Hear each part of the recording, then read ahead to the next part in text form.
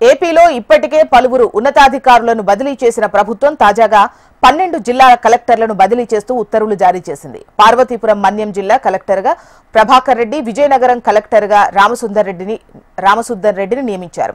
తూర్పు గోదావరి కలెక్టర్గా కీర్తి చేకూరి, గుంటూరు కలెక్టర్గా తమీం అన్సారియా, పల్నాడు కలెక్టర్గా కృతికా శుక్లా, బాపట్లకు వినోద్ కుమార్, ప్రకాశం జిల్లా కలెక్టర్గా రాజబాబు, నెల్లూరుకు హిమాంశు శుక్లా, అన్నమయ్య జిల్లా కలెక్టర్గా నిశాంత్ కుమార్, కర్నూలుకు సిరి, సత్యసాయి జిల్లాకు శ్యామ్ ప్రసాద్, అనంతపురం జిల్లా కలెక్టర్గా ఆనంద్ను బదిలీ చేస్తూ ప్రభుత్వం ఉత్తర్వులు జారీ చేసింది.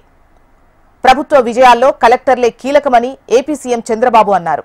బదిలీ అయిన జిల్లా కలెక్టర్స్తో సీఎం చంద్రబాబు వీడియో కాన్ఫరెన్స్ నిర్వహించారు. తన ఆలోచనలు, అంచనాలు అందుకొని బెస్ట్ పర్ఫార్మెన్స్ ఇవ్వాలని సూచించారు. సీఎం అంటే కామన్ మ్యాన్ అని చెబుతున్నా మీరు అదే పాటించాలన్నారు. అన్నింటికీ రూల్స్ కాదు, మానవీయ కోణంలో పనిచేయాలన్నారు. ఫేక్ ప్రచారాలు పెను సవాల్గా మారాయని, రియల్ టైంలో కలెక్టర్లు స్పందించాలని సీఎం చంద్రబాబు సూచించారు.